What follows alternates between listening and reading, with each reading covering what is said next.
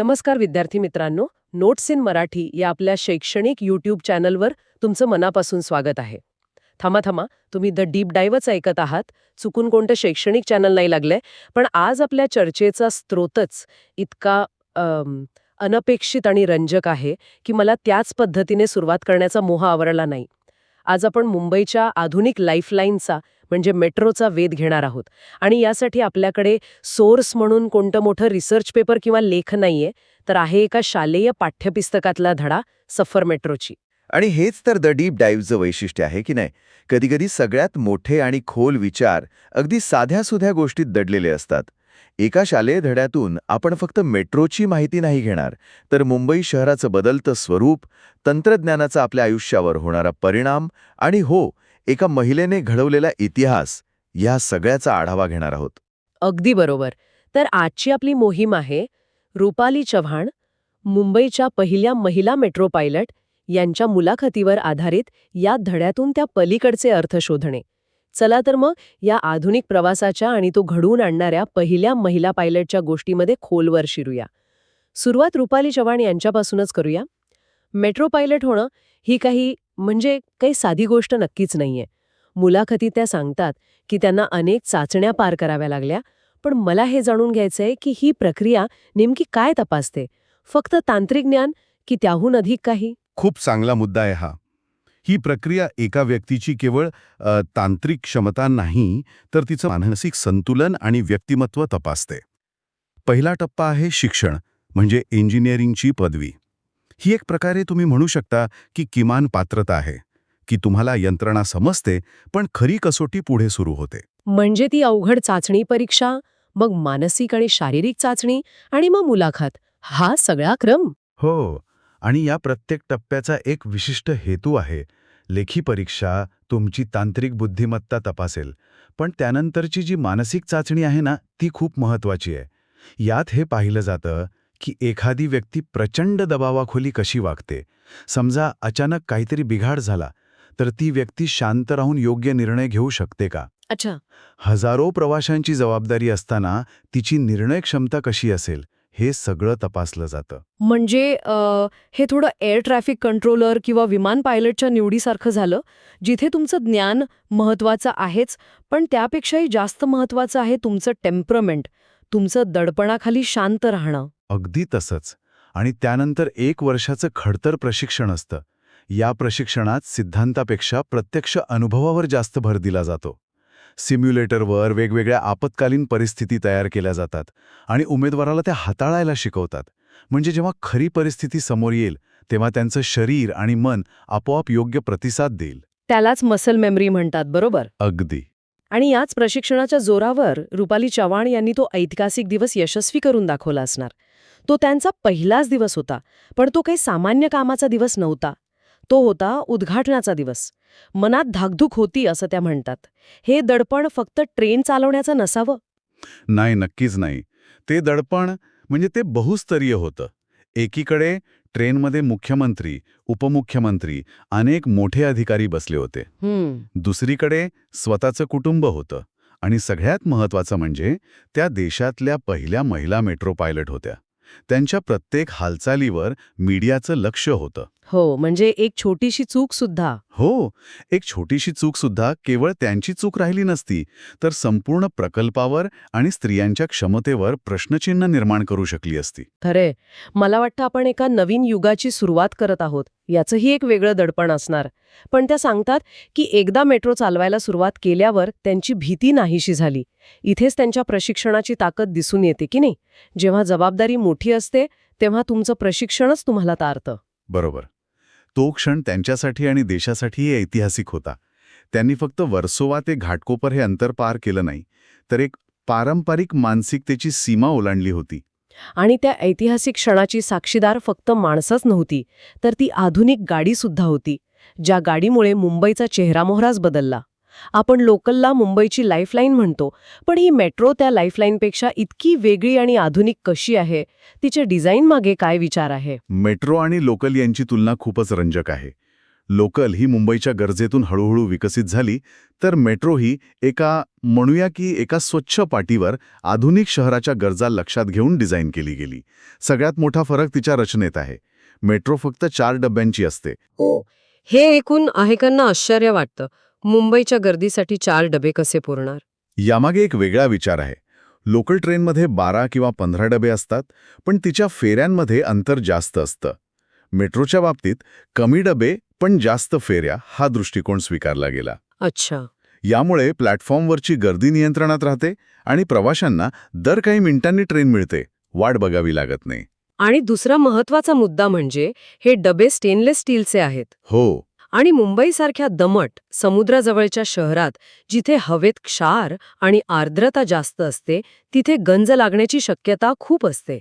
त्यामुळे stainless steel वापरणं हा केवळ दिसण्यापुरता निर्णय नाहीये, तर तो एक दीर्घकालीन देखभालीचा खर्च वाचवणारा आणि मेट्रोचं आयुष्य वाढवणारा महत्वाचा तांत्रिक निर्णय आहे. अगदी अचूक. हाच तो डीप डाईव्ह मधला फरक आहे. पाठ्यपुस्तकात फक्त स्टेनलेस स्टीलचे डब्बे असं लिहिलेलं असतं, पण त्यामागच्या अभियांत्रिकी आणि आर्थिक विचार हा आहे. याच कार्यक्षमतेचा पुढचा भाग म्हणजे मेट्रोचा टर्न अराउंड टाईम. म्हणजे एका स्टेशनवरून परत फिरण्यासाठी लागणारा वेळ. हो, लोकल ट्रेनला शेवटच्या स्टेशनवर इंजिन बदलावं लागतं, ज्यात बराच वेळ जातो. मेट्रोमध्ये दोन्ही बाजूंना ड्रायव्हिंग कॅबिन असते. हो का? हो, त्यामुळे घाटकोपरला पोचल्यावर पायलट फक्त एका केबिनमधनं उतरून दुसऱ्या केबिनमध्ये जातो, सिस्टीम चालू करतो आणि काही मिनिटातच मेट्रो परतीच्या प्रवासाला तयार होते. वा, म्हणजे टर्मिनल स्टेशन्सवर गाड्या खोळंबत नाहीत आणि दिवसाला जास्तीत जास्त फेऱ्या करणं शक्य होतं. अगदी. म्हणजे मेट्रोचं डिझाईन फक्त प्रवाशांच्या सोयीचं नाही, तर संपूर्ण यंत्रणेच्या कार्यक्षमतेचा विचार करून केलेला आहे. आणि यात सुरक्षेलाही खूप महत्त्व दिलेलं दिसतंय. स्वयंचलित दरवाजे हा तर मुंबईकरांसाठी एक सांस्कृतिक धक्का होता. हो ना, कारण मुंबईकरांना लोकलच्या दारात उभं राहून प्रवास करण्याची सवय आहे. मेट्रोचे बंद दरवाजे हे सुरक्षिततेच्या दिशेने एक मोठं पाऊल होतं. पण इथे एक गंमत आहे. पाठ्यपुस्तकात लिहिलंय की दरवाजे आपोआप उघडतात, पण बंद मात्र पायलटला करावे लागतात. हे पूर्णपणे स्वयंचलित का नाही? बरोबर. हा एक महत्त्वाचा प्रश्न आहे. यामागे काय कारण असावं? यामागे ह्युमन जजमेंट म्हणजेच मानवी निर्णयाला दिलेलं महत्त्व आहे. सिस्टम कितीही चांगली असली तरी दरवाजात कोणी अडकला आहे का, प्लॅटफॉर्मवर काही धोका आहे का, हे तपासण्यासाठी मानवी डोळ्यांची गरज असते. अच्छा. पायलट आपल्या केबिनमधील मॉनिटरवर आणि प्रत्यक्ष पाहून खात्री करतो आणि मगच दरवाजे बंद करतो. हे ऑटोमेशन आणि मानवी बुद्धिमत्ता यांचा एक उत्तम मिलाफ आहे असं म्हणायला हरकत नाही. म्हणजे एका मेट्रोमध्ये एकच पायलट असतो, जो केवळ ट्रेन चालवत नाही, तर हजारो प्रवाशांच्या सुरक्षेची जबाबदारीही सांभाळतो. आणि त्याच्यासाठी असलेली ती बंद केबिन त्याला बाहेरील गोंधळापासून दूर ठेवते, जेणेकरून तो पूर्णपणे आपल्या कामावर लक्ष केंद्रित करू शकेल. आणि तिकीट प्रणालीबद्दलही बोलायला हवं. टोकन किंवा प्रीपेड कार्ड सिस्टीममुळे विना तिकीट प्रवासाला पूर्णपणे आळा बसलाय. ते टोकन टाकल्याशिवाय तुम्ही प्लॅटफॉर्मवर जाऊच शकत नाही. यामुळे केवळ रेल्वेचा महसूलच वाढत नाही, तर एक प्रकारची शिस्त लागते. प्रत्येक जण नियमांचं पालन करतो. तर आपल्याकडे एक अत्यंत प्रशिक्षित पायलट आहे, एक अतिशय कार्यक्षम आणि सुरक्षित मशीन आहे. पण या सगळ्याचा मुंबईसारख्या शहरावर आणि तिथल्या लोकांवर काय परिणाम झाला? रुपाली चव्हाण म्हणतात की मेट्रोमुळे प्रवास आनंददायी व सुखकारक झाला. या साध्या वाक्यात खूप मोठा अर्थ दडलेला आहे, नाही का? प्रचंड मोठा अर्थ आहे. मुंबईकरांसाठी प्रवास म्हणजे गर्दी, घाम, संघर्ष आणि अनिश्चितता. लोकल ट्रेन वेळेवर येईल की नाही, त्यात चढायला मिळेल की नाही याची खात्री नसायची. मेट्रोने प्रवासाकडे बघण्याचा दृष्टिकोनच बदलला. तिने प्रवासात निश्चितता आणली. तुम्हाला माहीत असतं की पुढच्या 4 मिनिटात ट्रेन येणार आहे, ती वातानुकूलित असणार आहे आणि तुम्ही आरामात आपल्या ठिकाणी पोहोचणार आहात. यामुळे लोकांचा केवळ वेळच नाही, तर मानसिक ऊर्जाही वाचते. जो माणूस 2 तास संघर्ष करून ऑफिसला पोहोचतो, त्याची कार्यक्षमता आणि जो 10-15 मिनिटात आरामात पोहोचतो, त्याची कार्यक्षमता यात फरक असणारच. एका अर्थाने मेट्रोने मुंबईकरांची क्वालिटी ऑफ लाईफ म्हणजे जीवनमान उंचावलं. अगदी. आणि याने शहराची रचनाही बदलायला सुरुवात केली. घाटकोपर आणि वर्सोवा ही 2 टोकं मेट्रोने इतकी जवळ आणली की लोकांच्या मनातलं अंतराचं गणितच बदलून गेलं. ज्या भागात जायला लोक पूर्वी विचार करायचे, तिथे आता सहज जाऊ लागले. यामुळे त्या भागांचा आर्थिक विकासही झाला. या सगळ्या पार्श्वभूमीवर रुपाली चव्हाण यांचं ते वाक्य, मेट्रो आपल्यासाठी अभिमानाची गोष्ट ठरली आहे, हे पुन्हा एकदा आठवतं. त्यांचा हा अभिमान केवळ वैयक्तिक नाहीये, तर तो एक सामूहिक नागरी अभिमान आहे. आमच्या शहरात आता जागतिक दर्जाची सुविधा आहे, ही ती भावना आहे. बरोबर. आणि त्या अभिमानाला रुपाली चव्हाण यांनी एक वेगळी उंची दिली. त्या पहिल्या महिला पायलट ठरल्या. ही गोष्ट केवळ एका नोकरीपुरती मर्यादित नाही, ते एक प्रतीक होतं. ते प्रतीक होतं की ही नवी, आधुनिक मुंबई केवळ तंत्रज्ञानात पुढे जात नाहीये, तर विचारांनीही पुढे जात आहे. ती स्त्रियांना समान संधी देत आहे. त्यांनी एक असं क्षेत्र निवडलं जे पारंपरिकदृष्ट्या पुरुषांचं मानलं जातं.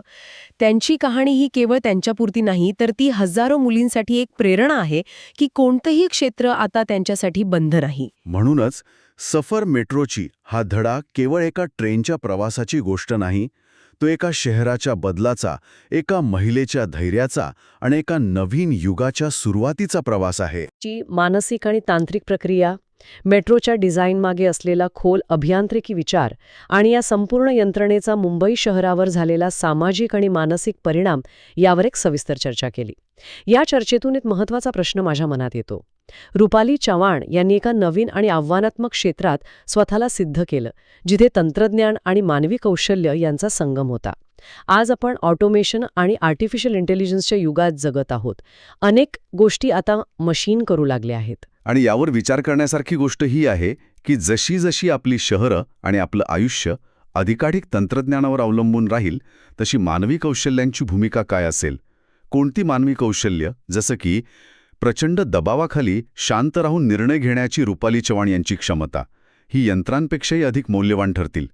जेव्हा तंत्रज्ञान सगळ्या सोप्या गोष्टी सांभाळू लागेल, तेव्हा माणसाचं खरं मूल्य कुठे असेल, याचा नक्की विचार करा.